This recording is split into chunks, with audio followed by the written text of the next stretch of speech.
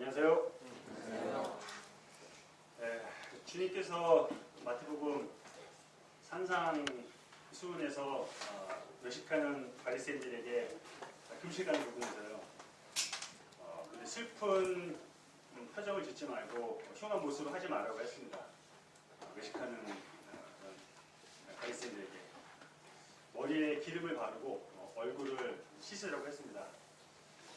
제가 이 말씀 드리자면은 호라비 생활 열 합의체입니다. 제가 이제 저 자매가 아파서 병원 입을 때가 최장 기간이 한 4일 되는 것 같아요. 근데 올해 이제 11일째인데 호라비 티 안 내려고 면도도 잘하고 머리도 감고 이 와이셔츠도 샀습니다. 호라비 티 냅니까? 납니까? 안 나죠? 예, 감사합니다. 예. 2016년제 얼마 남지 않았습니다. 이제 다 아시겠지만 김광수님 허리 갑자기 수술을 하셨죠. 얼마 안 있다가 저희 자매도 갑자기 이제 발목을 다쳐가지고 수술을 해서 지금 병원에 입원 중에 있습니다. 개인적인 사정이지만은 아버지까지 몸이 아프셨는데 죽기 일보 직전에 주님께서 성령 기도로 다시 회복하셨고요. 그건 참 좋은데 치매 증상이 조금 더 심해졌습니다. 지금도 심해지는 과정 가운데 형님 이제 그 병원에 갔다 와서 집에 오는데 그런 생각이 들더라고요. 교회 부흥을 앞두고 형님이 기도도 하시고 많이 이제 으쌰으쌰 일하시고 이렇게 마음을 이렇게 가지고 있는데 사역자 되신 분이 또 수술해서 며칠간 또 교회를 공석이 되고 또 성도들이 또 아프고 또 가족들이 또 병이 들고 아무래도 그러면은 또 마음도 좀 어지러지고 그렇잖아요. 제가 지금까지 믿었던 하나님이 참 신실하시고 우리를 정말 눈동자가 지키시고 모든 필요한 것들을 공급하신 분이라고 이제 믿고 있고 했는데 잠시 좀 회의가 느껴지더라고요. 하나님 왜 이러셨을까? 사역자 행동을 형님을 왜 이렇게 하셨고 또 저 개인적으로는 아버지가 왜 이렇게 다치게 됐을까? 또 제 사랑하는 자녀가 왜 이렇게 다쳤을까? 환란날에 낙심하면 내 힘의 미약함이 알리라고 그런 말씀이 생각났습니다.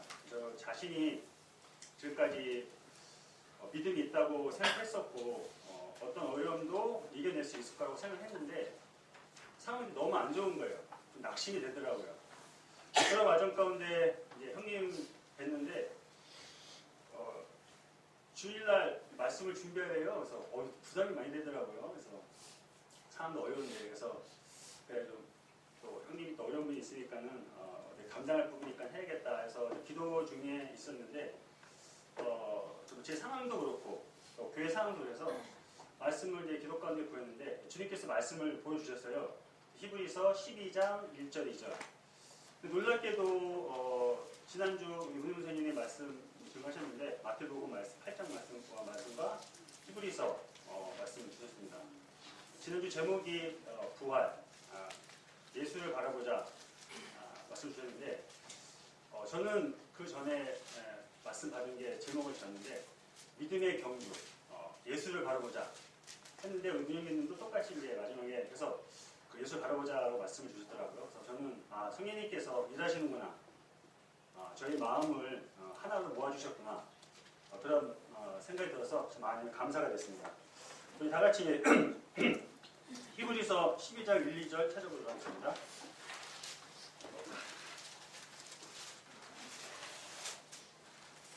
자, 9절이 얼마 안 되니까 다 같이 큰 소리로 읽어보도록 하겠습니다. 자, 시작. 이러므로 우리에게 구름같이 둘러싼 커다란 짐이 있으니 모든 무거운 것과 함께 쉬운 죄를 벗어버리고 인내로서 우리 앞에 당한 경주를 하며 믿음의 주역으로 온전케 하시니 예수를 바라보자. 그는 그 앞에 있는 기쁨을 위하여 십자가를 참사 부끄러움을 개의치 아니하시더니 하나님의 무자우편에 앉으셨느니라. 예, 얼마 전 박근혜 대통령이 탄핵에 가게 돼서 이제 모든 대통령의 업무가 중지된 상태입니다. 2017년 1월 20일은 미국 대통령 오바마 대통령 임기가 끝나는 날입니다. 뉴스 뉴스를 보셨겠지만은 오바마 대통령이 처음 이제 나왔을 때는 굉장히 스마트하고 젊고 얼굴에 주름이 없었거든요. 그런데 그 대통령 재임 기간 동안 많이 일도 했고 또 국가를 위해서 많이 이제 좀 염려했던 것도 염려하더라고요. 얼굴에 많이 주름도 생기고 이제 머리카락도 많이 흰색이 틴트를 많이 나고 그 원래 그 임기 말년에는 레임덕 현상이라 해가지고 권력 누수 현상이 나서 이제 많이 이제 지지율이 떨어지는데 놀랍게도 우리 오바마 대통령은 지지율이 임기가 마치는 시점에 더 높이 올라가서 지금 58%나 올라갔습니다. 박근혜 대통령 2018년 2월 28일이 임기 마치는 날입니다.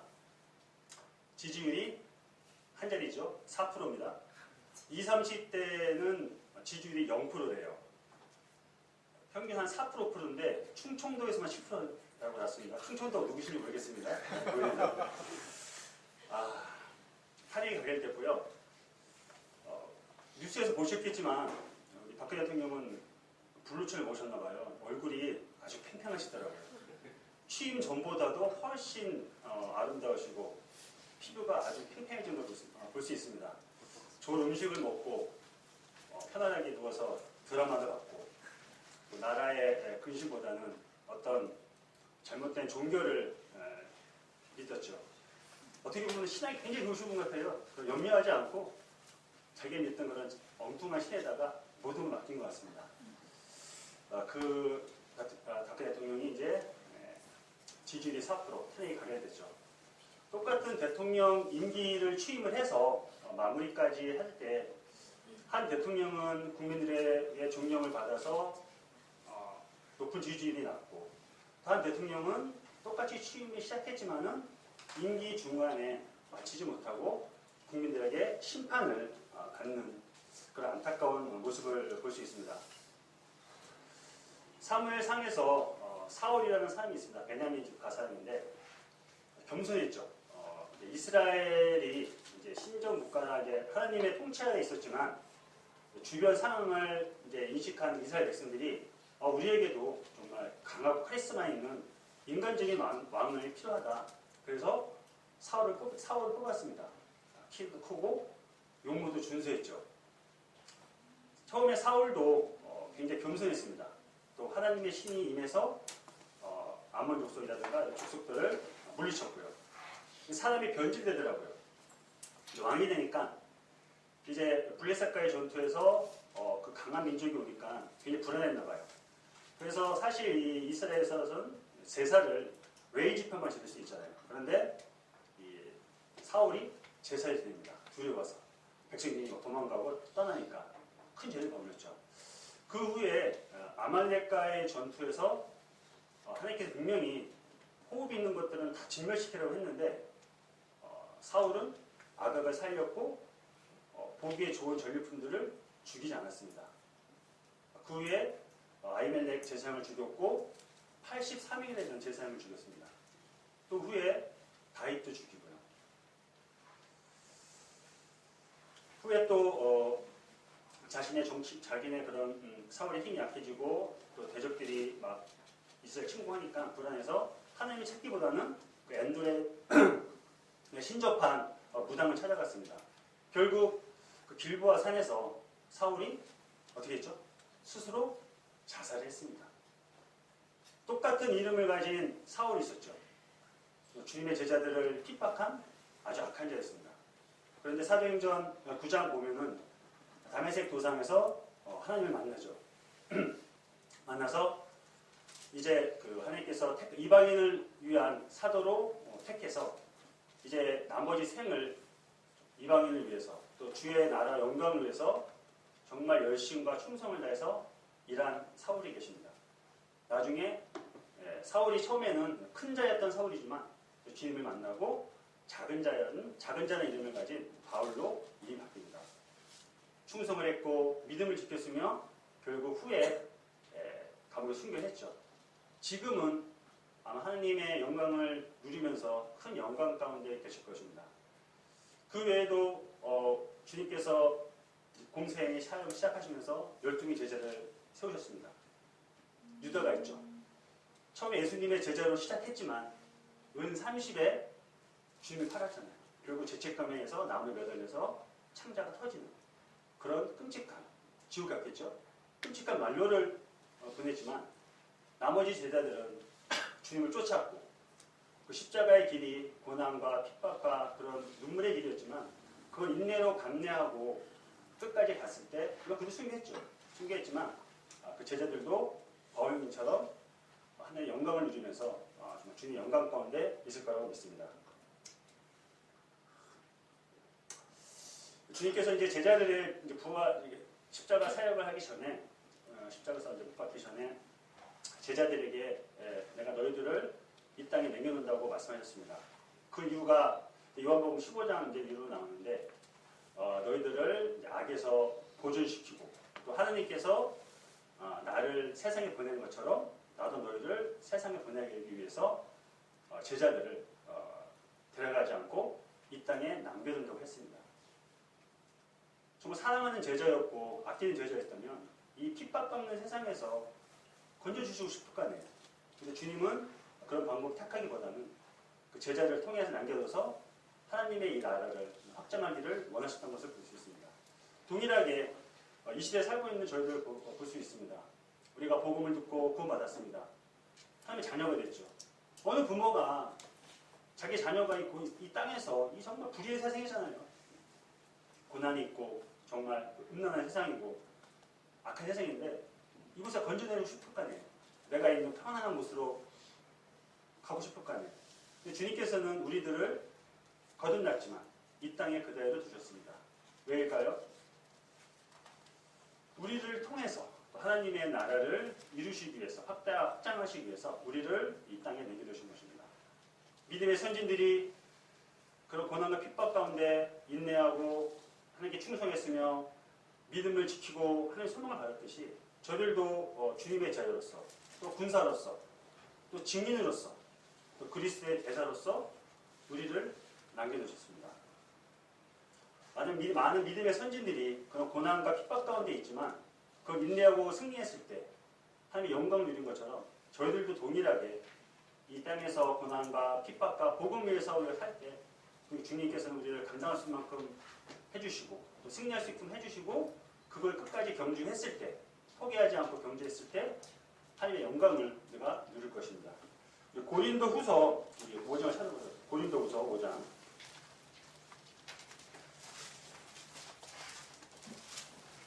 고린도후서 5장 9절 10절을 같이 한번 읽어보도록 하겠습니다.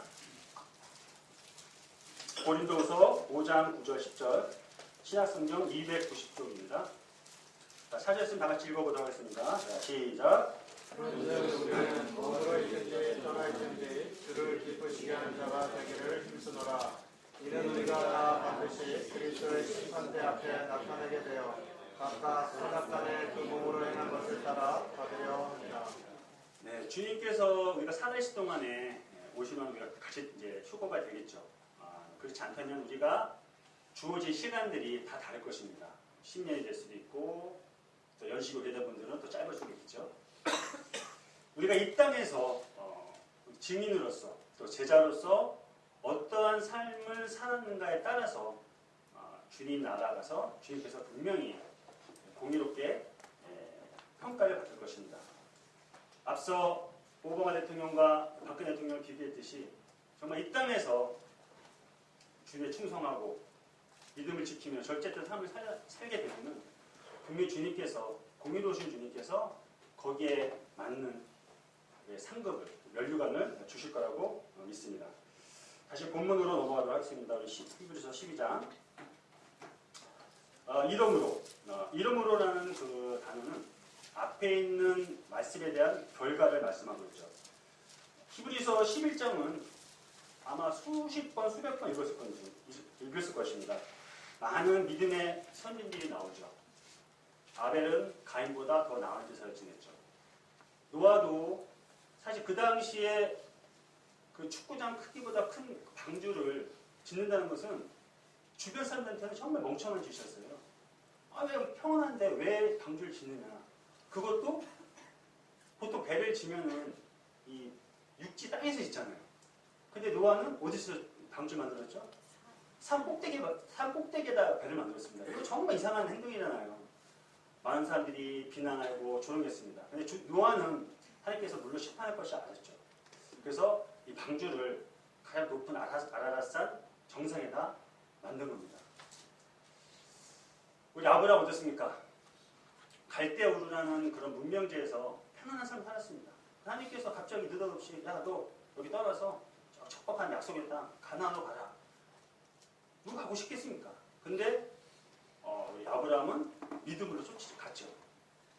100세 때 얻었던 그 귀한 아들 이삭을 하나님께서 모리아산에서 야, 네 아들 죽여라, 제물 바쳐라 했을 때 아비의 심정으로 그 아들을 죽일 수 있겠습니까? 근데 이 아브라함은 믿음으로 다시 부활할 걸 알았잖아요. 이삭을 죽이고 칼을 들었을 때 하나님께서 그 손을 잡았던 그 믿음의 선지는 걸 볼 수 있습니다. 이삭, 요셉도 애굽에 총리 있을 때 정말 그 애굽에서 이스라엘 백성이 끝까지 머물 것이 아니라 하나님께서 약속하신다. 가나안 땅에 갈 거라는 확신이 있었기에 제 후손들에게 그 가나안 땅에 갈 것이라고 계속 얘기를 했고 또 본인의 해고를 내서 이 애굽을 떠날 것을 당부했습니다. 모세 어떻습니까? 바로의 공주라고 편안한 그 애굽의 그 강대한 목표도 많고 호화스러운 그 궁중 생활을 거부했잖아요. 그렇죠? 그리스도로 인해서 받은 능욕을 애굽의 부하보다 더 큰 재물로 여겼던 모세였습니다. 홍해를 믿음으로 갈라고 이후에 여리고성을 믿음으로 허물었던 많은 선진들 또 정탐꾼들을 숨겨졌던 기생아, 기드온, 바락 11장에 나왔던 믿음의 선진들이 무수하게 기록되어 있습니다. 여기서 보시게 되면은 12절 보시게 되면은 이러므로 우리에게 구름같이 둘러싼 허다한 증인들이 있다라고 말씀하십니다. 이때 말한 그런 구름같이 둘러싼 허다한 증인들은 아까 제가 다 열거하지 않았지만 믿음의 선진들을 이야기하고 있습니다. 저기 11장 39절 보시게 되면은 이 사람들은 다 믿음으로 말미암아 증거를 받았으나 약속을 받지 못했다고 했습니다. 이들은 구약 선진들은 아직 메시아인 주님을 못 만났죠. 근데 이들은 주님을 못 만났지만 그 믿음을 지켰던 사람들입니다. 믿음과 인내로 그 믿음의 싸움을 승리했던 자들인 걸 볼 수 있습니다. 그런데 이 당시 신약 시대에서 많은 신자들 또 지금의 우리들은 어떻습니까? 주님을 직접 만났잖아요. 주님의 음성을 들었고 주님의 능력으로 죽었던 자를 살리고 병들었던 자를 고치셨던 그 능력의 주님을 다 눈으로 목도했던 자들입니다. 십자가에서 못 박힌 주님, 3일 만에 부활하신 능력의 주님을 그들이 다 눈으로 보았던 겁니다. 그러면은 이 구약의 선진들은 믿음을 받았지만 이 메시아를 못 봤거든요. 메시아를 못 봤던 이 구약의 선진들이 이런 고난과 죽음의 유혹과 핍박 가운데도 이런 믿음을 지켰다면 신약의 시대에 주님을 직접 경험하고 목도했던 부활의 능력을 받던 너희들은 과연 어떻게 살아야 될 것인가? 그것을 이 당시의 유대인들에게 지금의 우리들에게 던지는 강한 메시지입니다. 이 히브리서 기자는 11장에 이어서 믿음의 본질과 거기에 따른 믿는 자들의 삶의 태도를 우리에게 나타내고 있습니다. 이건 우리의 강력한 도전이면서 우리가 믿음이 어딨나 정말 우리에게 큰 자극이 아닐 수 없습니다. 히브리서는 다 아시겠지만은 핍박 가운데 기술된 하나님의 책입니다. 당시 유대인들은 주님을 쫓았기 때문에 유대교를 버렸죠. 당시 유대교를 버렸다는 것은 많은 혹독한 핍박이 있었고 많은 고난이 따랐을 것입니다. 이런 고난과 핍박 가운데 하나님이 지금 계신가? 왜 고난의 강도가 세질수록 아마 이들은 회의를 느낄 수 있을 거예요. 또 한편으로는 이거 주님 못 믿겠다. 이거 적당히 살다가 그냥 다시 유대교로 돌아가자. 이런 핍박 왜 받니? 그렇게 아마 회의감을 느껴서 다시 유대교로 돌아갈 수 있는 그런 핍박 가운데 있는 그런 상황이었습니다. 그러나 믿음의 선진들 또 우리들에게 이 히브리 기자는 말씀해 주십니다. 이들이 이런 고난과 어려움 가운데도 믿음을 지키고 주님을 바라보면서 그 믿음의 길을, 승리의 길을 갔던 것처럼 이 당시에 유대 신자들에게 또 지금 현재 우리들에게 똑같은 질문하고 똑같은 답변을 요구하시는 것입니다. 여기 보시게 되면은 이제 구름같이 둘러싼 허다한 증인들이 있습니다. 그 증인들은 아까 말씀드렸다시피 그들은 믿음과 인내로서 삶을 살았죠. 또 그런 삶을 통해서 우리에게 증거를 나타내고 계십니다. 여기서 주님께서 히브리 기자를 통해서 우리가 믿음을 어떻게 구사해야 될지, 어떤 믿음을 갖지 아주 높은 기준을 제시하고 있습니다. 바로 구름같이 둘러싼 허다한 증인들 같이 살아라고 기준을 제시합니다. 성경에는 우리들에게 어떤 삶을 요구하실 때 기준을 정했다고 했습니다. 에베소서 5장 28절 보면은 부부간의 그런 사랑을 나타내면서 남편들아 자기 몸을 사랑한 것 같이 내 아내를 사랑하라고 했습니다. 힘드시죠? 그렇게 사랑을 하십니다. 또 마태복음 5장 48절 산상수에서 제자들에게 하나님이 온전하신 것처럼 너희들도 온전하라고 기준을 제시하고 있습니다. 자, 그러면은 이제 이어서 증인으로서 우리가 가져야 할 태도들을 우리가 알아보도록 하겠습니다. 여기 보시게 되면은 첫째, 증인으로서의 삶을 살 때 무거운 것을 벗으라고 했습니다. 두 번째는 얽매이기 쉬운 죄를 벗어버리라고 했습니다. 그것을 인내로서 경주하라고 했죠. 마지막으로 그랬을 때 믿음의 주요 온전케 하시는 예수를 바라보라고 히브리 기자는 우리에게 말씀을 주십니다. 첫째, 우리가 증인으로서 경주하는 태도를 보도록 하겠습니다. 이 경주라는 것은 다 아시겠지만은 일정한 거리가 있잖아요. 거리가 있어서 누가 먼저 빨리 도달하는 그런 걸 의미하고 있잖아요. 자, 경주할 때 우리가 증인으로서 가져야 할 태도. 첫째, 무거운 것을 버리자. 히브리 기자는 이 경주라는 단어를 사용하면서 운동 경기에 비교하는 모습을 볼 수 있습니다. 예전에는 저도 이제 운동을 가볍게 아마추어식으로 했지만은 이제 예전에 운동할 때 정말 무식하게 운동만 했어요. 근데 지금은 안 그렇잖아요. 좋은 가볍고 땀 흡수가 잘 되는 최첨단의 그런 경기복을 입고 또 가장 가벼운 운동을 신습니다. 요새 그 자동차는 예전에는 아주 무거운 고철로 만들었잖아요. 근데 지금은 초고장력 강판이라 해가지고 가볍지만 아주 강한 그런 강판으로 만든다고 해요. 그러면서 차도 튼튼하고 가벼우니까 더 연비도 좋고. 여기 등산복 어떻습니까? 한국 사람 등산복 좋잖아요. 좋아하잖아요. 고가 등산복을. 저도 얼마 전에 그 덕다운인가 이렇게 조끼 같은 걸 샀는데 정말 가볍게 좋더라고요. 등산할 때 옷이 무거우면은 많이 못 올라갈 거예요. 지금 혹시 여러분들 그 마라톤 세계 기록이 얼마인지 아십니까? 말씀을 중요하니까 배우다 보면 합니다.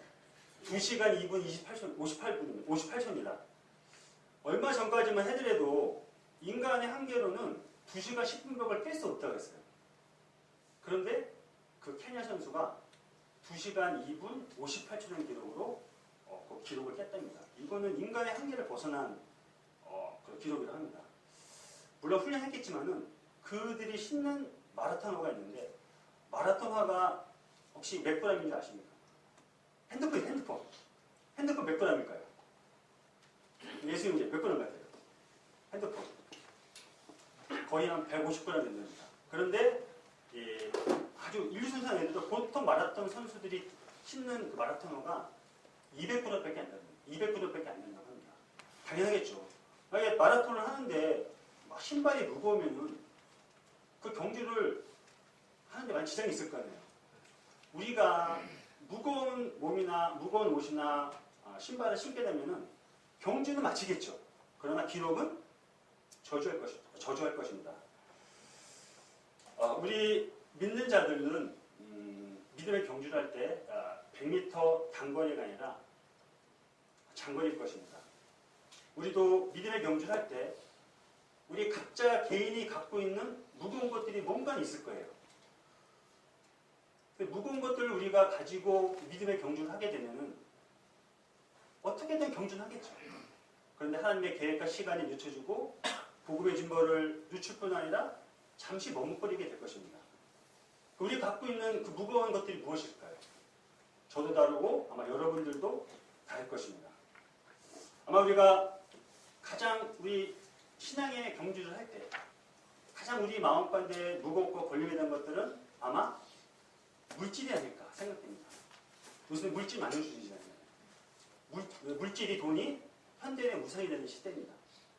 돈으로 인해서 아벨을 죽이고 돈으로 인해서 또 자식이 아벨을 죽이고 아비가 또 자식을 죽이는 그런 정말 말도 안 되는 세상 가운데 살고 있습니다. 돈 자체가 나쁜 건 아니잖아요. 우리 디모데전서 6장을 잠깐 보도록 하겠습니다. 디모데전서 6장 9절 10절 제가 읽겠습니다. 8절부터 읽게요. 우리가 먹을 것과 입을 것이 있은즉 족한 줄로 알 것이니라. 부하려고 하는 자들은 시험과 올무와 여러 가지 어리석고 해로운 정욕에 떨어지나니 그 사람으로 침륜과 멸망에 빠지게 하는 것이라. 돈을 사랑하는 돈 자체가 아니죠. 돈을 사랑하는 그 마음이 일만 악의 뿌리가 되나니 이것을 사모하는 자들이 미혹을 받아 믿음에서 떠나 많은 근심으로 자기를 찔렀도다. 디모데전서에서 디모데에게 주님께서는 돈 자체가 나쁘다는 것이 아니라 돈을 사랑하는 마음이 악의 뿌리라고 했죠. 돈으로 좋죠. 믿음 선지를 보면 아브라함이 되게 거부했잖아요. 돈으로 주를 위해서 생활할 수 있습니다. 근데 그 돈을 사랑하는 마음이 돈을 사랑하면은 아무래도 믿음의 간증이 흐려지고 또 돈을 벌기 위해서 모임에 참석하지 못하고 마음이 나눠지고 이런 마음들이 주님께서는 우리들에게 가장 무거운 것 중에 하나라고 우리가 알 수 있습니다. 사실 이번에 그 청문회 보셨겠지만 그 박근혜 배경했던 그 많은 정말 말도 안 되는 사람들 최순실이 고용됩니까? 그런 사람들, 그 정부 수석들 결국 최종적인 목표는 뭘까요? 돈이잖아요. 근데 그 돈을 얼마나 더 가지기 위해서 박근혜 대통령을 등에 업고서 그런 정말 말도 안 되는 그런 일들을 벌였다는 것입니다. 성경에 부자 청년이 나옵니다. 마태복음 19장 나오는데 부자 청년이 주님 찾아가서 그럽니다. 주님, 영생 어떻게 얻겠습니까? 네가 계명을 다 지켜라. 가늠하지 말고 하나님 사랑하고 이웃 사랑하라. 그러니까 그 부자 청년이 이러잖아요. 주님, 내가 이 계명을 다 지켰습니다. 그래서 주님 뭐라고 하시죠? 네가 가지고 있는 소유를 팔아서 가난한 자들에게 나눠주라. 그랬을 때 그 부자 청년이 어땠습니까? 돈을 다 나눠주고 갔나요? 아니잖아요. 심히 근심해서 주님을 떠났습니다. 만약에 그때 그 부자 청년이 근심하지 않고 정말 주님 말씀대로 돈을 다 그 어려운 데 주고 그 제자기를 따랐다면 어땠을까요? 마지막 삶이 어땠을까요? 부자 청년은 지금 아마 저기 대지옥에 빠졌을 것입니다. 상대적으로 삭교 어떨까요? 삭교 세리고 돈이 많았잖아요. 주님께서 삭교 찾아갔을 때 삭교야 내가 찾아가겠다니까 삭교회가 내 소유의 절반을 다 사람들에게 주겠다 했을 때 주님 뭐라고 했죠? 삭교야 내가 구원에 너한테 임하였다고 말하고 있잖아요. 오죽했으면 이 부자가 돈이 참 나쁜 돈 많은 사람들이 주님 믿기 어려운데 약대가 바늘기 들어가는 것이 부자가 천국 들어가는 것보다 더 쉽다고 얘기하잖아요. 그만큼 그 물질 사랑하는 그 마음은 정말 주님 만나기를 어렵던 그런 모습들이 우리가 알 수 있습니다.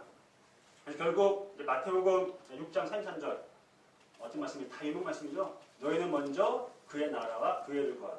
그럼 이 모든 것이 더해질 것이다. 자, 우리 물질을 조심하시기 바랍니다. 자, 두 번째, 우리 신앙 경주했을 때 가장 무거운 것들. 뭐 제 개인적인 것도 될 수도 있고 여러분들도 공유하는 것도 있을 것입니다. 이제 안락함을 사랑하는 것. 누가 좋죠. 일도 없고 또 고난도 없고 평안한 거 좋죠.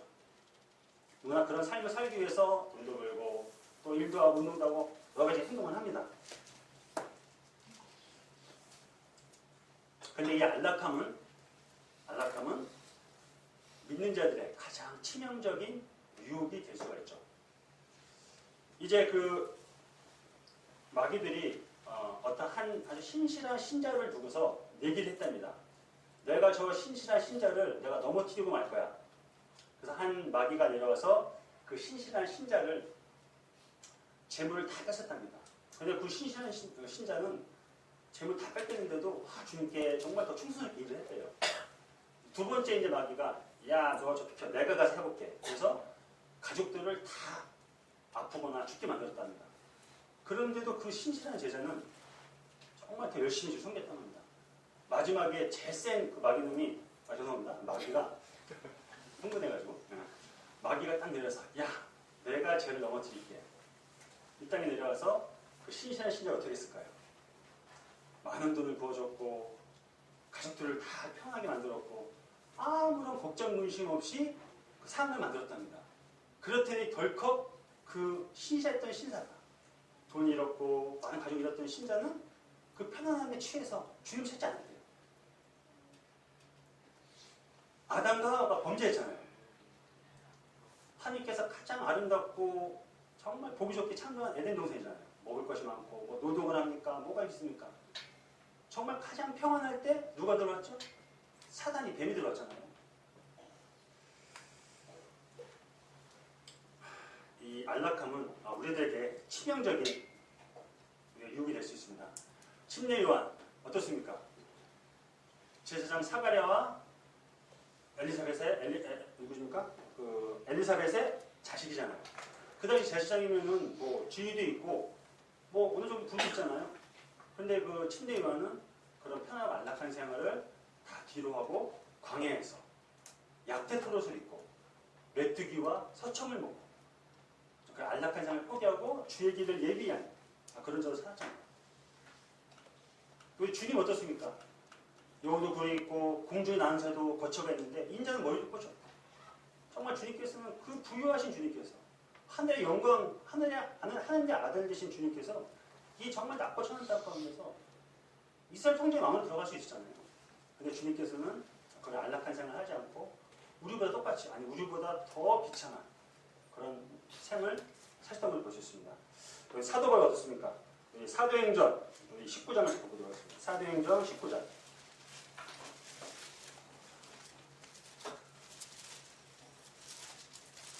사도행전 19장 보면은 에베소에 바울 형제님이 이제 복음을 해서 갑니다. 에베소에는 우상이 많았던 곳이죠. 특히 이제 그 아데미 신전이라고 여신을 많이 숭배하는 사람인데 그때 마술사들이 많았어요. 그때 바울 형제님이 복음을 듣고 마술사를 다 꺾어 죄를 회개시키고 또 여기 보면 19절 보면은 그 마술 행하던 많은 사람들이 책을 모아서 그 사람들 앞에서 불사더니 그 책값을 계산한 즉 은 5만이었다. 어마어마한 양을 다 부살렸던 것입니다. 에베소에서 정말 복음으로 놀라운 승리를 거뒀지만 이쯤 되면은 아이고 내가 에베소에서 영적으로 큰 승리했고 이랬으니까 좀 쉬어야겠다. 저 같았으면 그랬을 거예요. 근데 이 바울님은 21절 볼까요? 21절. 자, 다 같이 읽어보도록 하겠습니다. 21절. 자, 시작.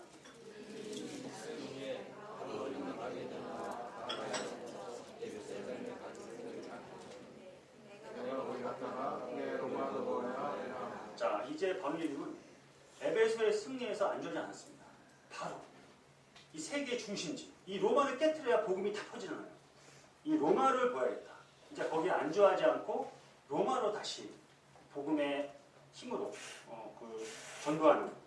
계획하는 그런 모습을 볼 수 있습니다. 금요일이죠. 우리가 이제 수요 집회도 있고 또 모임도 있는데 뭐 다 그런 건 아니지만은 피곤하죠. 쉽진 않습니다. 직장생활 하시고 몸도 아프시고 주님께서 모일 힘쓰라고 했잖아요. 뭐 어쩔 수 없는 상황이 있었지만 금요일날 앞에 있지만 문영 선생님 전화가 왔어요. 금요일날 뭐 다시 얘기했지만 일꾼 공부하잖아요. 그래서 형님 오늘 일꾼 모여야 될 것이라고 말씀하시더라고요. 그래서 순간적으로 조용한 에너자이즈다. 피 이렇게 돌아다니는데 피곤하지도 않나. 저는 이제 사실 김건희는 안 계셔가지고 이제 안 모일 걸 생각했었거든요. 전화 받자마자 머리가 돌아가. 판단하는 거예요. 갈까 말까. 핑계가 막 생기더라고요. 아버지 밥도 챙겨야 되고 말씀도 준비해야 돼. 피곤해. 결국 모이지 말자고 제가 그랬습니다. 근데 저희가 정말 미안하고 제가 정말 얼마나 정말 믿음 없는 자가 생겼었습니다. 우리가 누구나 안락한 생활을 원하죠. 주님께서는 목에 힘쓰고 주위에 힘쓰라고 이렇게 말하고 계십니다. 자 이제 또 물질이 우리에게 묵은 것이 될 수도 있고 또 이 안락한 생활들. 다음 편으로는 정말 민감한 부분이지만은 우리의 가족들이 우리의 신앙의 무거운 짐이 될 수가 있습니다. 걸림이 될 수 있고 복음의 진보를 이루는데 시간을 늦출 수도 있습니다. 저희 아버지 계시죠. 사실 2010년도는 저 개인적으로 가장 힘든 한 해를 보내고 있습니다. 또 아버지 병이 나시고 치매 판정 받으시고 이후에 또 자매가 또 아프고 자 이제 퇴원하셨는데 지금은 이제 치료 준비를 받으셨는데 뭐 낮에는 뭐 지극히 정상적이세요. 이제 밤만 되면은 좀 이상한 거 하시는데 저희 아버지가 이제 위암 수술 하시고 평소에 이제 막걸리하고 김치밖에 안 드셔가지고 뭐 과자라든가 빵, 뭐 이런 고구마 이런 거는 아예 안 드신다고 무감할 정도로 안 드시는 분이거든요. 근데 이제 먹는 치매 보셨는지 평소보다도 거의 한 3-4배는 많이 드시는 것 같아요. 많이 먹으니까 어떻게 되죠? 많이 나오겠죠? 저희 집에는 된장국을 안 끓이는데 된장 냄새가 많이 납니다. 수시로 이제 막 세일을 하시고 그런 뒤치다거리를 또 해야 되고 그런 어려운 상황까지 있는데 저한테 아버지가 정말 무거운 짐이에요. 아들로서 아버지 잘 모셔야 되죠. 근데 현실에 맞닥뜨리니까는 정말 힘든 거예요. 이런 말씀 드려도 될지 모르겠지만은 이제 병원이나 주변에 그러시더라고요. 이 치매 환자들은 먹을 게 전 보니까 배고파서 드시는 게 아니라 그냥 습관적으로 드세요. 전투하듯이. 그래서 주변 분들이 뭐 요양원이나 이렇게 뭐 어르신들 얘기 들어보니까 치매 환자들 막 먹을 거 많이 주면 안 된대요. 그래서 저도 며칠 전에 아버지가 드시는 고구마 잘 드시거든요. 고구마 뭐 이렇게 과자 같은 거를 제 베란다에 시켰습니다.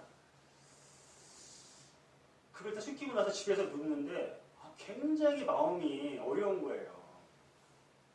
아니 아버지는 널 위해서 어릴 때부터 자동차 닦여주고 그렇게 고생하시고 하시는데 너는 그거 몇 달 못이 힘들다고 그 먹을 걸 유일한 취미가 먹는 거거든요. 그걸 치느냐 정죄감도 들고 미안하기도 하면서 또 막상 보면은 정말 이거는 너무 드시니까 너무 이렇게 막 배설을 많이 하시니까 안 되겠더라고요. 그래서 이거는 그 또한 떠나가지고 먹는 양을 조절해야겠다.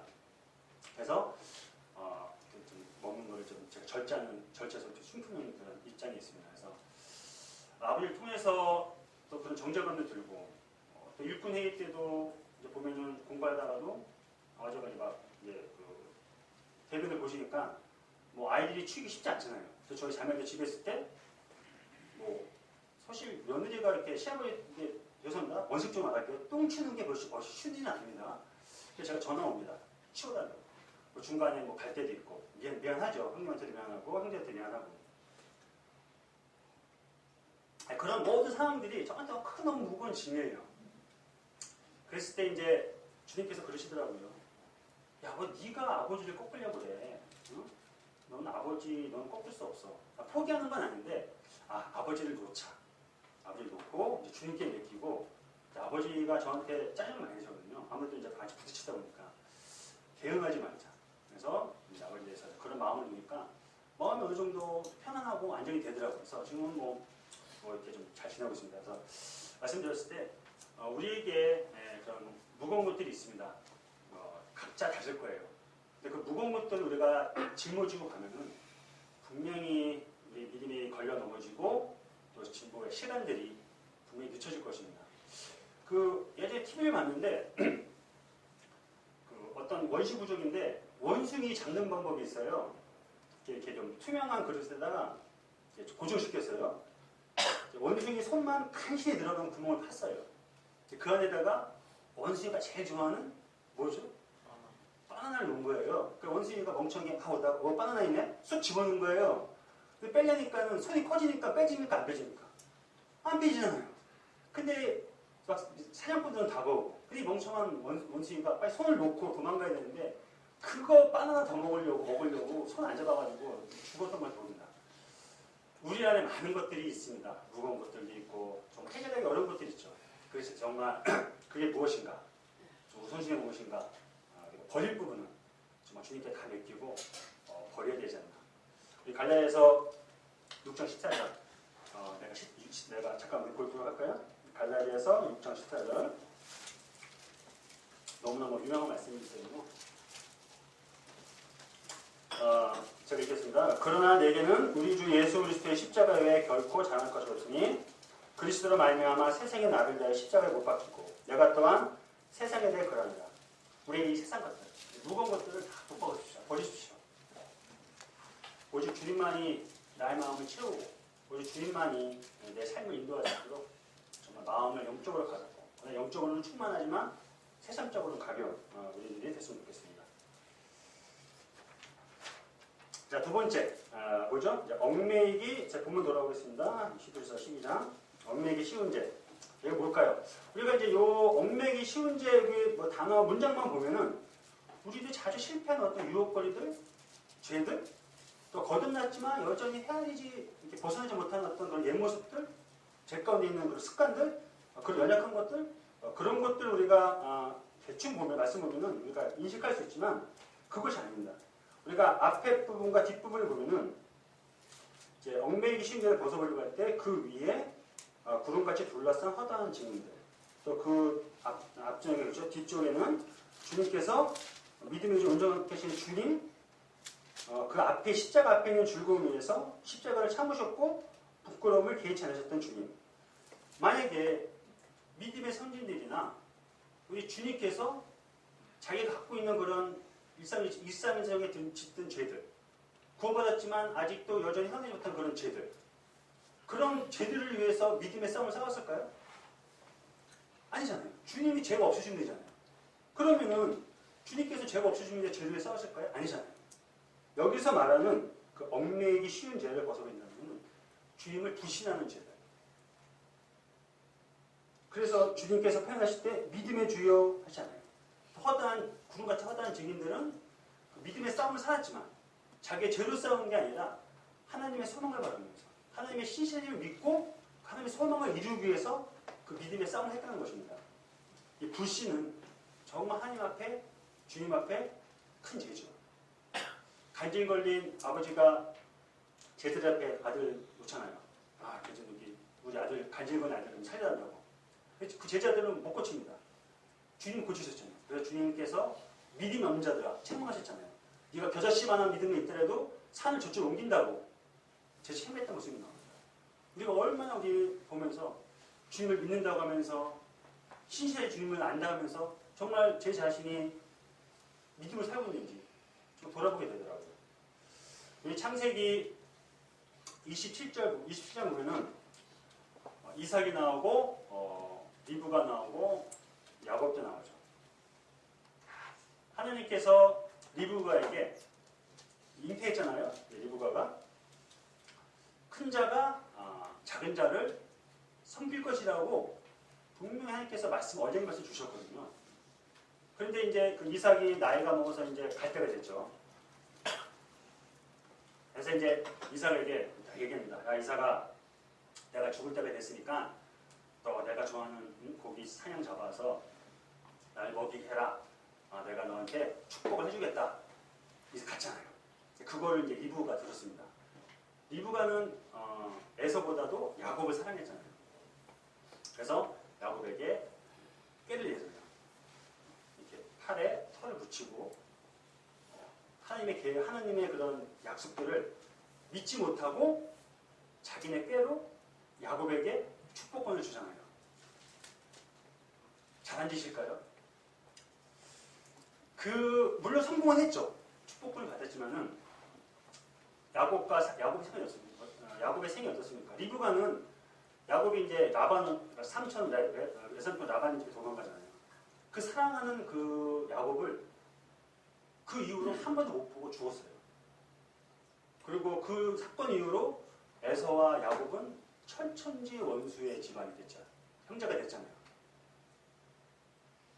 그리고 그 야곱이 라반의 집에서 정말 7년 동안 14년 동안 일해서 얻었던 그 라헬이 오다가 죽었잖아요. 베델이 났다가. 그 중요한 것은 보면은 라반이 처음에는 이제 초기잖아요. 레아를 주고 그 다음에 7년 일하고 나서 라헬을 주고 14년에다가 다시 이제 6년을 더해서 거의 그 라반 집에서 속임을 당하고 20년 가까이 거기서 종사를 합니다. 하나님께서 야곱을 통해서 하나님의 계획을 이루셨던 그 시간이 무려 20년이나 늦춰진 거죠. 리브가의 불신, 야곱의 불신으로 인해서. 하나님은 빨리 하나님을 이루시고 확장을 하시는데 이 인간들의 그런 하나님의 신뢰하지 못하는 그 믿음으로 거짓된 그런 불신감과 불신으로 인해서 하나님의 계획들이 많이 늦춰지는 그런 안타까운 모습들을 볼 수 있습니다. 우리는 이 말씀을 통해서 정말 신실하신 하나님 정말 믿어야겠습니다. 어떠한 고난과 역경 있다 할지라도 세상과 타협하고 싶은 들 있죠. 이게 맞을 것 같은데. 그랬을 때 정말 말씀 보고 주님이 어떠하신가. 신실하신 하나님을 우리가 믿기 바랍니다. 우리 히브리서 11장 1절 같이 한번 읽어보도록 하겠습니다. 히브리서 11장 1절. 자, 같이 시작. 네. 자, 세 번째. 인내하자. 인내가 필요하죠. 그렇죠? 무거운 것도 버리고 얽매이 쉬운 죄를 이제 벗어버리는데 아까 말씀드렸다시피 우리 인생의 길은 신앙의 길은 단거리 100m가 아니잖아요. 42.19 아니 훨씬 더 먼 그런 경주입니다. 아무리 무거운 것들을 버려버리고 또 우리 얽매이게 쉬운 것들을 다 준비하고 한다 할지라도 그 안에 인내가 없으면 경주를 끝까지 할 수가 없잖아요. 저는 마라톤 뛰어보지 않았지만 5km까지 뛰어봤는데 5km 뛰면요 정말 심장이 터질 것 같아요. 막 허벅지 터질 것 같고 발목도 아프고. 근데 그거 힘들다고 중간에 포기하면 끝까지 경주 못하잖아요. 힘들어도 끝까지 경주하는 게 필요하죠. 그 인내가 필요하죠.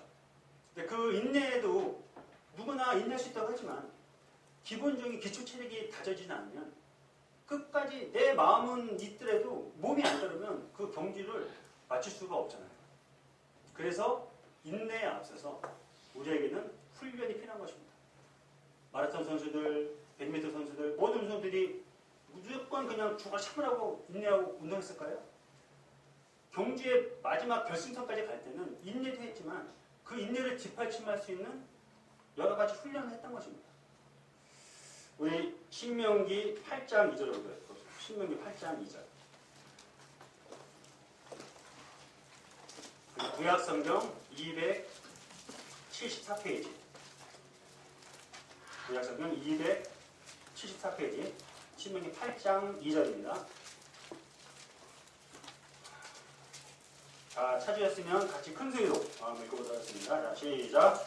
내 하나님 여호와께서 이 40년 동안에 내게 광야길을 걷게 하신 것을 기억하라. 이는 너를 낮추시며 너를 시험하사 내 마음이 어떠한지 그 명령을 지키는지 지키지 않는지 알리라 하려 하십니다. 예. 애굽에서 탈출해서 약속하신 가나안 땅 해안 능선을 따라서 직선거리면 한 보름이면 갑니다. 그런데 이스라엘이 불신했죠. 범죄했죠. 그래서 하나님께서는 40년을 뺑뺑이 돌립니다. 왜 뺑뺑이 돌렸을까요? 여기 나온 대로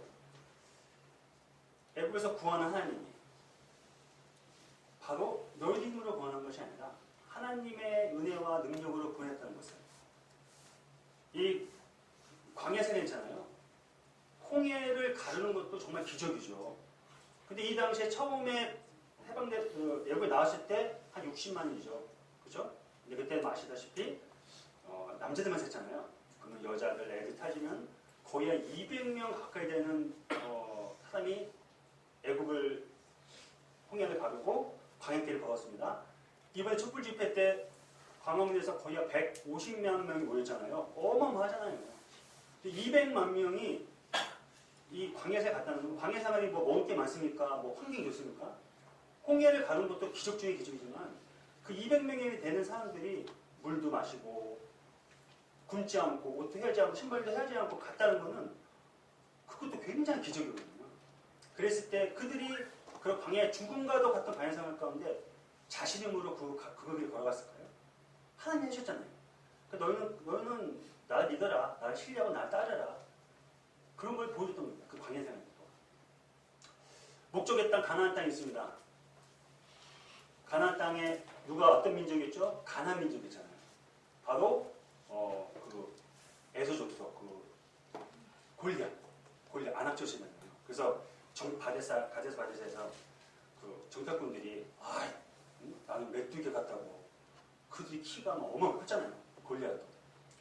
그런 강한 민족이 요단강 건너서 가나안 땅에 들어가니까는 그런 가나안 땅에 그 어마어마한 그 전투 잘하는 블레셋 민족이 딱 버티고 있었던 겁니다. 만약에 이 이스라엘 백성들이 애굽에서 종살했잖아요. 종이 뭐 전투를 합니까? 뭐 전술을 껴서 칼싸움합니까? 오직 벽돌 날르고 진짜잖아요. 그들이 그런 상태에서 가나안 족속을 만났다면 싸움할까요? 도망가잖아요. 유치원생이 호영이 있는데 저랑 권투하자면 호영이가 싸우겠습니까? 도망가겠습니까? 도망가잖아요. 그 가정 가운데 광야생활 가운데 많은 민족을 붙이셨잖아요. 하나님께서. 그들이 처음에는 뭐 노동만 해서 싸움 못했지만 싸움을 계속하면서 칼도 만들고 창도 만들고 또 전술도 짜고 또 대응도 갖추고 해서 또 훈련이 됐던 것입니다. 그래서 결국 하나님께서 목적했던 그 가나안 땅에 갔을 때는 그들이 두려워했지만 그들이 전쟁으로 싸워서 이겼던 것입니다. 하나님의 능력과 은혜도 있었지만 그들이 광야생활 가운데 그런 고통, 그런 싸움, 전투를 익혀서 결국 마지막 목적지인 가나안 땅에서 그들과 담대하게 싸워서 이겼던 것입니다. 주님께서는 우리들을 그런 장성한 분량에 이르시기 위해서 많은 훈련을 하십니다. 저도 지금은 아주 센 훈련을 받고 있죠. 한편으로 감사해야 됩니다. 모세도 어떻습니까? 40살 때 이제 자기 민족을 돌아볼 시간이 줬잖아요. 모세가 그때 자기 민족을 괴롭혔던 앱삼을 칼로 죽이잖아요. 그래서 하나님께서 모세를 40살 때 쓰시지 않고 40년을 더 장이 이도로 가서 목동 생활하고 광야 생활에서 모세를 40년 동안 훈련시킵니다. 그래서 결국 80세 때 하나님의 말씀에 따라서 이스라엘 백성들을 애굽에서 건져내죠. 이런 훈련이 이런 여러 가지 훈련들이 뒷받침돼야지 우리가 인내할 수 있고 그 인내로 우리가 마지막 경주까지를 할 수 있는 것입니다. 우리 야고보서 5장 10절을 보세요.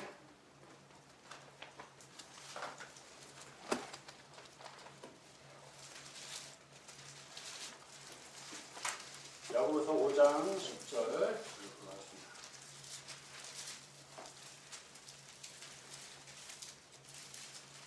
야고보서 5장 10절 11절 신약성경 375페이지 찾아서 다 같이 읽어보도록 하겠습니다. 자, 시작. 형제들아 주의 이름으로 말하는 선지자들을 고난과 모래성의 본으로 삼으라. 보라 인내하는 자를 우리가 본때다 하나니 너희가 욥의 인내를 들었고 주께서 주신 결말을 보았거니와 그는 가장 자비하시고 긍휼히 여기시는 이십니다. 네, 고난, 인내하는 또 다른 인물이 있죠. 욥이죠. 욥이 자기 가족도 죽고 재산은 다 없어지고 자기 몸은 막 만시창이 돼서 그랬지만 인내하며 주님을 지키고 주님을 만났죠. 우리 욥기 42장 5절 보면은 내가 예전에는 귀로 하나님을 들었지만 이제는 그 고난을 통과해서 인내 가운데 통과했을 때 이제는 내가 귀로 듣는 하나님이 아니라 눈으로 뵙는 하나님이라고 고백하잖아요. 주님께서 하나님께서 욥을 통해서 많은 사랑하는 가족 또 많은 물질 건강까지 다 거둬가셨지만 인내하면서 그걸 견뎠을 때 하나님께서는 욥에게 더 아리따운 딸들 더 많은 물질 더 많은 은혜를 베푸셨던 걸 우리가 볼 수 있습니다. 믿음의 경주 아까 말씀드렸듯이 뭐 앞으로 5년 될지 10년 될지 얼마 될지 모르겠지만 그 시간 동안 힘들 것입니다. 고난 가운데 있었고 또 조롱도 받을 것이고 많은 손해도 볼 것이고 눈물도 있을 것이고 그랬을 때 우리 믿음의 선지자처럼 욥처럼 저는 개인적으로 주님 믿고서 인내라는 그 말씀을 제 마음판에 각인시켰어요. 저는 겉보기에는 우리가 웃으니까 뭐 걱정 근심도 없고 그런 거 보이잖아요. 저 나름대로 고통이 많습니다. 걱정도 많고 그랬을 때 정말 인내하자 참자 그랬을 때 우리 분명히 정말 믿음을 지키고 인내했을 때 정말 주님께서 더 큰 은혜를 베풀어줄 것 있습니다. 새 격언도 그 말이잖아요. 인내는 쓸고 열매는 달다. 어느 신문 보니까 그 김연아 선수 그 발레리나 강수지 또 축구선수 박지성 발 보니까요 장난 아니에요. 막 그 운동화 너무 열심히 해가지고 여자 발인데도 막 관절이 튀어나오고 모양도 엉망이고 그 예쁜 얼굴에 발은요 정말 흉측하더라고요. 그런 훈련과 그런 인내를 겪었기 때문에 그런 정말 최정상급의 선수 또 발령해야 되지 않나 생각이 듭니다. 그리고 마지막으로 우리 예수님을 바라보자. 다시 이제 본문 와서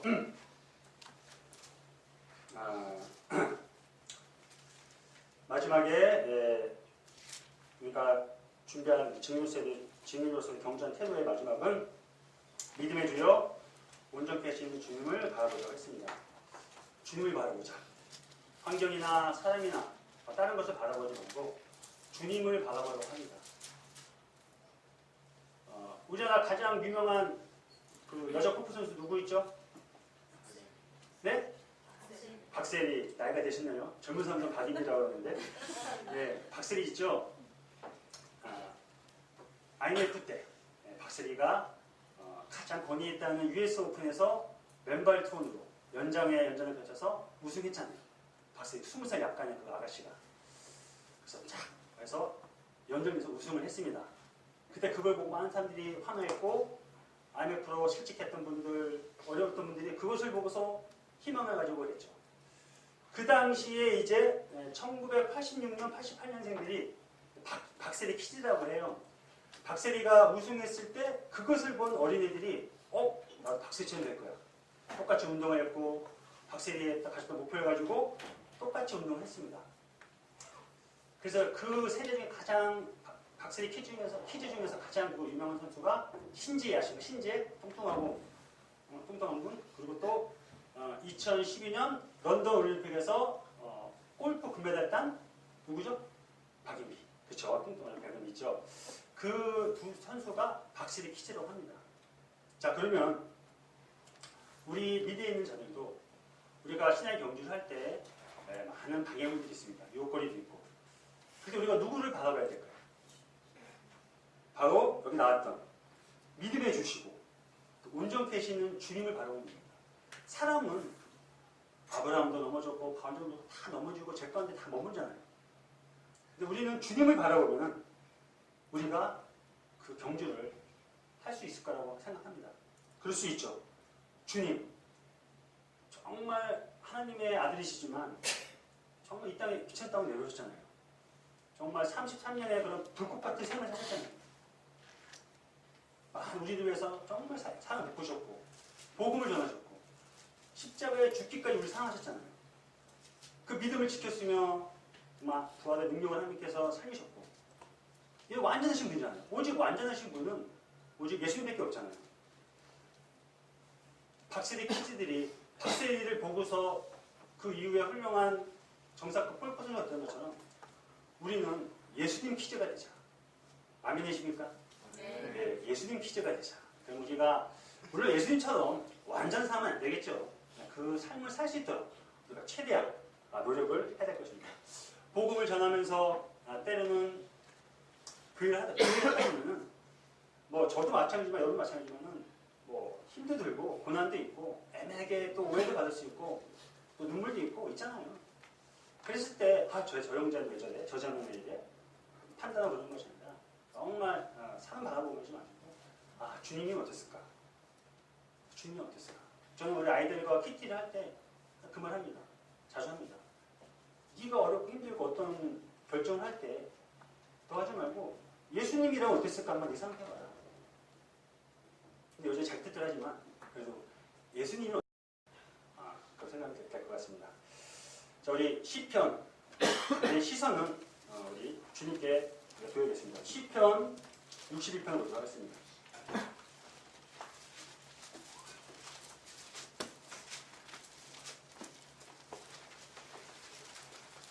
많은 위로와 힘이 되는 말씀이 아닌가 생각합니다. 시편 62편 5절부터 7절까지 구약성경 845쪽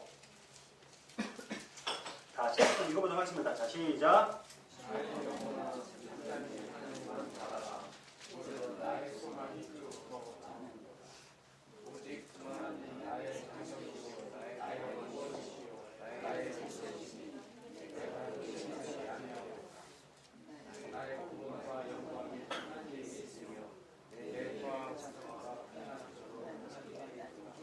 네, 정말 많은 고난 가운데 있던 다윗이 정말 주님만 바라봤을 때 그 모든 역경을 이기고 그 믿음의 그 마음 합해된 모습을 살자는 생각입니다. 자, 결론 내리겠습니다. 우리 전래동화에 토끼와 거북이가 있죠. 토끼가 이겨야 되는데 누가 이겼죠? 거북이가 이겼잖아요. 왜 이겼을까요? 거북이가 빨라지겠을까요? 아니잖아요. 토끼가 뭐 게임이 안 되잖아요. 그러다가 토끼가 뒤를 딱 돌아보니까 거북이가 저기 있는 거예요. 아이고 이놈 봐라. 좀 누웠다가 해야겠다. 뒤를 돌아보고 잠 쉬죠. 깜빡 잠이 들었습니다. 토끼는 뒤를 돌아보고 교만했고 방심했죠. 거북이는 토끼를 본 것이 아니라 무엇을 봤을까요? 목표를 보고 산 꼭대기. 목표를 보니까 어떤 고난이 힘들죠. 그 느린 짧은 다리로 그 꼭대기 올리니까 얼마나 힘들겠어요. 토끼를 바라보지 않고 풍경을 바라보지 않고 정말 목표를 향해서 걸어갔습니다. 결국 그래서 거북이가 있겠죠. 우리 믿는 자들은 목표를 어디 두고 삽니까? 이 땅의 것입니까? 하늘의 것입니까? 하늘에서만 두잖아요. 불신자들은 이 땅에서 잠깐의 행복을 위해서 영원한 행복을 버린 참으로 믿는 자입니다. 근데 믿는 자들은 영원한 행복을 위해서 이 땅의 잠깐의 행복을 과감하게 버린 자들입니다. 우리는 부활의 선물 가진 자였고 정말 신실한 주님을 믿는 자들로 고백했던 자들입니다. 경주 기간 동안 우리의 경주를 늦추거나 막아서거나 주춤하는 것들이 많습니다. 아까 말씀드렸다시피 그것이 무거운 것들. 모르겠어요. 여러분들 어떤 것인지. 그것은 물질일 수도 있고 안락함을 추구하던 그런 세상에 안주하고 싶은 마음입니다. 또 가족이 될 수도 있고 또 다른 것이 될 수도 있죠. 그런 것들 버려야 될 것입니다. 우리 얽매기 쉬운 죄, 바로 주님을 온전히 신뢰하지 못하는 죄. 그건 정말 치명적입니다. 현실에 보면 정말 주님을 신뢰할 수 없다고 있습니다. 그러나 그런 고난과 역경 가운데도 구름 같은 화다한 증인들이 믿음을 지키고 인내했을 때 경주를 완주하고 한 상을 받은 것처럼 우리도 그런 정말 주님을 온전히 신뢰하는 믿음으로 그 경주를 가야 될 것입니다. 그 과정 가운데는 무엇이 필요할까요? 정말 인내가 정말 필요합니다. 힘들죠. 사실 눈물 나고 힘들고 포기하고 싶고 딴 데 가고 싶고 세상과 타협하고 싶고 짧은 길이잖아요. 금방 가는 길은 모르잖아요. 이삭과 이브가와 야곱 같은 그런 어리석은 행동하지 마십시오. 주님께서 우리한테 예정했던 시간과 계획을 그 뜻대로 해야 하는 자가 되기 바랍니다. 마지막으로 이 거북이가 토끼나 학령 바라보지 않고 목표를 바라보고 해서 읽듯이 우리의 믿음의 주여 온전케 하시는 주님을 바라보십시오. 그러면 그 길이 분명히 이기는 길이고 승리의 길이고 넉넉히 갈 수 있을 것입니다. 한 가지 말씀 보면서 이런 생각이 들었어요.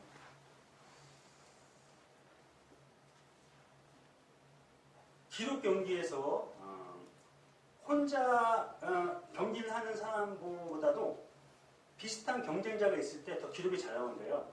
수영이든 사이클이든 뭐 100m든 마라톤이든 나 혼자 뛰면 좋은 기록이 안 나오는데요.